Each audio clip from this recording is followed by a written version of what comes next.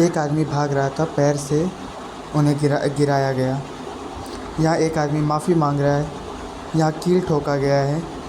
इन्हें मारकर इतना हालत ख़राब। ये औरत का देखिए क्या हाल है, इनका देखिए। ये छात्र का क्या किया गया है। ये दो पुलिस कौन है? ये स्माइल करने वाले वही दो पुलिस हैं जो ब्रेस्ट पर हाथ रखे थे।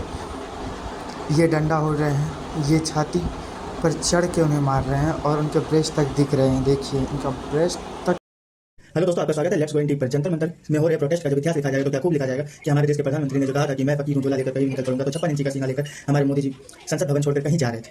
वहीं दिल्ली पुलिस का भी इतिहास लिखा जाएगा कि कैसे उन्होंने डंडे पर लोहे के कील ठोकर छात्रों पर बरसाए। अंग्रेज में बिना नेम प्लेट का भी उसमें कई पुलिस थे कि कौन थे उसका अभी तक कुछ पता नहीं चला। उसमें कई ऐसे लोग भी थे जो डंडा लेकर दिखाया गया। और सबसे बेशर्मी की बात, जैसे हमारे देश के जो सत्ताधारी हैं उन्होंने प्रज्वल रवन्ना जैसे लोगों को बचाने के लिए उसे देश से भगा दिया। और वहीं वैसा ही रवैया दिल्ली पुलिस का भी बहुत सारे वीडियो सामने आए हैं जिसमें कि उन्होंने लड़कियों के बैक में डंडे के नोक से खेलना, लड़कियों के ब्रेस्ट पकड़ना और उसके बाद जो उनके फेस पर स्माइल दिखाई गई वो बात यही, जैसा देश का सत्ता है वैसा ही देश का पुलिस का रवैया दिखा।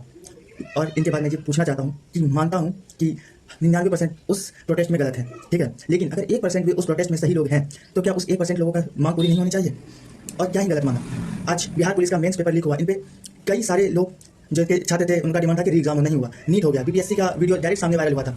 वहीं हमारे कई ऐसे एसएससी के सेंटर हैं जहाँ जिसको हैक कर लिया जा रहा है।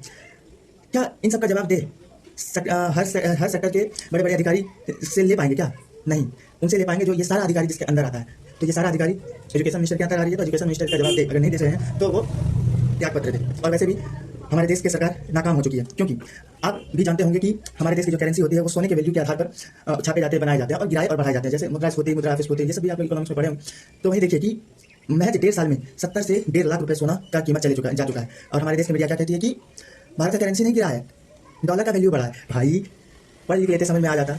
हाँ, वैसे भी क्या ही है, पढ़े लिखे छात्रों पर आप लोगों को डंडा बरसाना है, उनके हक अधिकार को दबाना है। आज तक देश में कई आंदोलन हुए, किसान आंदोलन हुए, etc, लेकिन आज पहली बार पूरे देश के छोटे बड़े शहरों में भी ये प्रोटेस्ट जारी है और वो भी एजुकेशन के नाम पे। और ये देश का पहला ऐसा आंदोलन है जो कि एजुकेशन के नाम पे हुआ जा रहा है। और अगर ये प्रोटेस्ट सफल नहीं रहा तो जान लीजिए कि भारत जो कह रहा है कि 2047 तक विकसित बना देंगे, तो ये संभव ही नहीं है जब तक एजुकेशन पे सही तरीके से काम ना हो।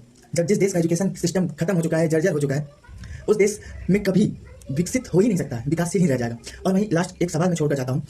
हम बिहार के हैं और बिहार बोर्ड के पढ़े हुए बच्चे हैं, तो आईसीएसई बोर्ड, सीबीएसई बोर्ड में ऐसा क्या बच्चों को पढ़ाया जाता है, किस तरह से पढ़ाया जाता है? और बिहार बोर्ड के जो सरकारी टीचर हैं जिनको कि बीएड, फिर टेट और फिर मेन एग्जाम, ये सब जोड़कर उन्हें सरकारी टीचर बनाया जाता है, उसके बाद वो लोग किस तरह से पढ़ा रहे हैं कि आईसीएसई का बोर्ड का बच्चा 90% ला रहा है और फिर भी उनके लिए लगता है नॉर्मल है। और वहीं बिहार बोर्ड का बच्चा आपका 85% भी अगर नंबर ला रहा है तो डिस्ट्रिक्ट टॉप कर जा रहा है या स्टेट टॉप कर जा रहा है। तो ऐसा क्या आप लोग पढ़ाते हैं सीबीएसई बोर्ड वालों कि आपका बच्चा 95% और बिहार बोर्ड में 80-85% का टॉपर हो जा रहा है?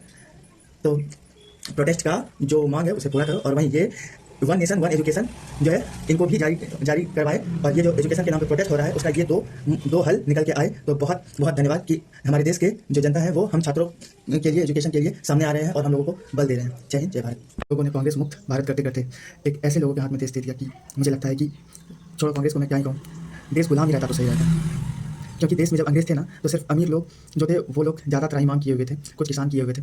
लेकिन आज तो अमीर, गरीब, किसान, व्यापार सब लोग त्राहिमाम कर रहे हैं।